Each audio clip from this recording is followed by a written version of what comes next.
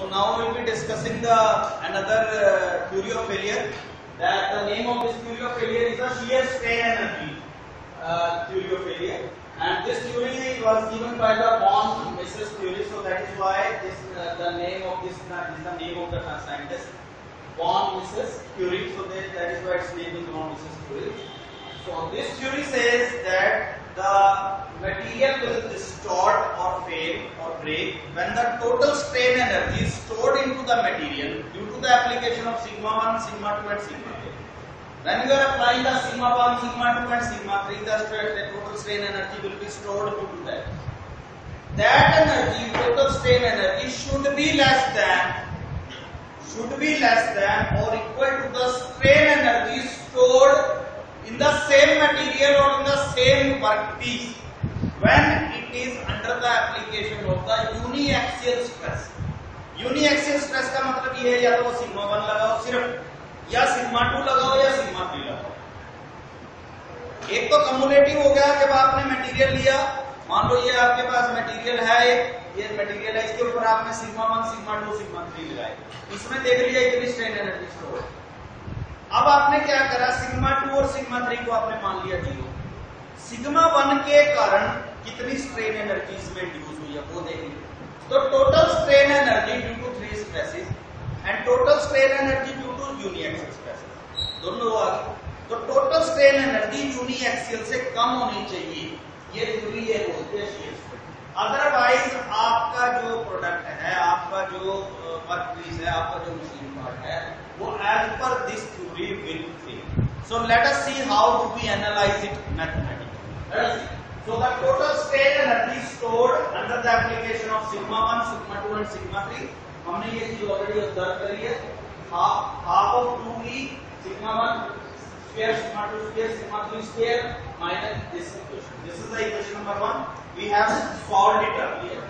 Now this equation is the combination of two equations. How the combination of two equations? So or the summation of the two equations, ub plus us. ub plus us का क्या मतलब है? ub का volumetric strain मतलब volume change हो इसका, और दूसरा है shear strain मतलब the strain which is responsible for shearing the material, उसको चीर देगी, उसको काट देगी. तो ये दोनों का कॉम्बिनेशन, हम इन दोनों कॉम्बिनेशन को अलग अलग करते हैं. तो वॉल्यूमेट्रिक स्ट्रेन का मतलब है thrice of half of sigma into e. ये सिग्मा एम हमने क्यों लिया है? सिग्मा एम का मतलब है मीन स्ट्रेस, तीनों का सिग्मा 1, सिग्मा 2, सिग्मा 3. जैसे हमने पहले कहा था सिग्मा 1 ग्रेटर देन सिग्मा 2 है, सिग्मा 3 है, तो हमने एक तीनों का एक मीन निकाल लिया, that is sigma 2. Similarly em is also the mean, this is also the mean strain.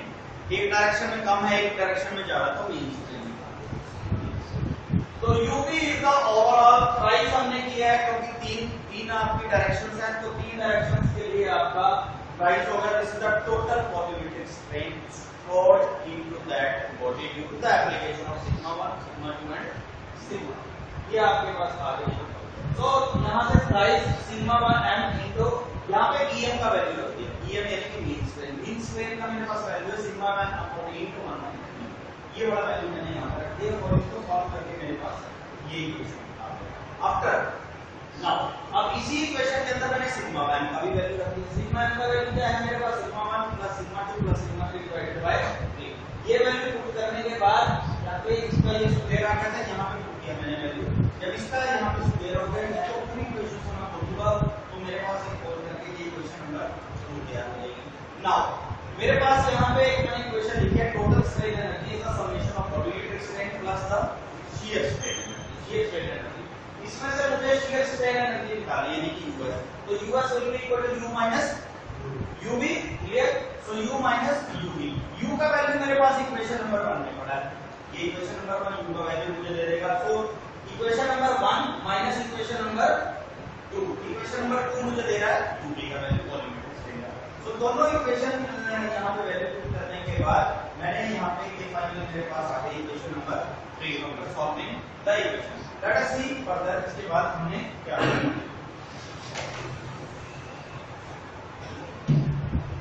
Now we know that the Young's modulus E equal to 2g into 1 plus b. ये where mu is the Poisson's ratio and g is the modulus of rigidity. We know this relationship very well.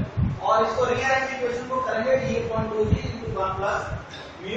So g is the modulus of rigidity. I have mentioned it on the board. Now put the value of equation number 3. Put the value in equation number 3. ये जो आपके पास shear वाला value आया था जहाँ पे shear strain energy था equation number 3, इसमें हम 1 plus mu का वैल्यू रखते हैं. 1 plus mu का क्या वैल्यू है आपके पास? E upon 2g. E upon 2g करके आपके पास इक्वेशन नंबर जो 3 आया था that becomes equation number 4.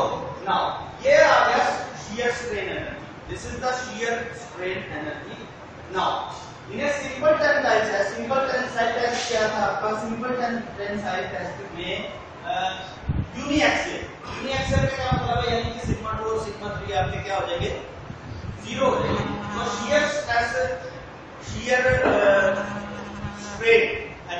shear strain energy under a simple tensile test वो क्या होगी अगर आप सिर्फ एक स्ट्रेस लगे. ये जो है ये आपकी इक्वेशन नंबर 4 है.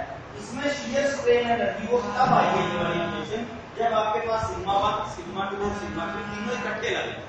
और हमारी थ्योरी क्या कह रही है? कॉलोनिसेस थ्योरी वो ये कह रही है कि एक तो तीनों इकट्ठे लगे, ये वाली जो एनर्जी है ना it should be less than the strain energy shear strain energy when a uniaxial stress is applied. Uniaxial stress का क्या मतलब है? यानी सिग्मा 2 सिग्मा 3 से मान लो 0 एज्यूम कर लेंगे और इन सिग्मा यहाँ पे 0 को, यहाँ पे 0 को, यहाँ पे 0 को, तो आपके पास ये इक्वेशन आपके पास आ गया. ये इक्वेशन आपके पास आ गया. U is equal to sigma pi k upon 6g. That is equation number 4. It means for the safe design or no failure condition this equation number 4 must be less than or equal to equation number 5. So we will put these values and after putting this value we will be obtaining this final equation for the safe design. Thank you very much.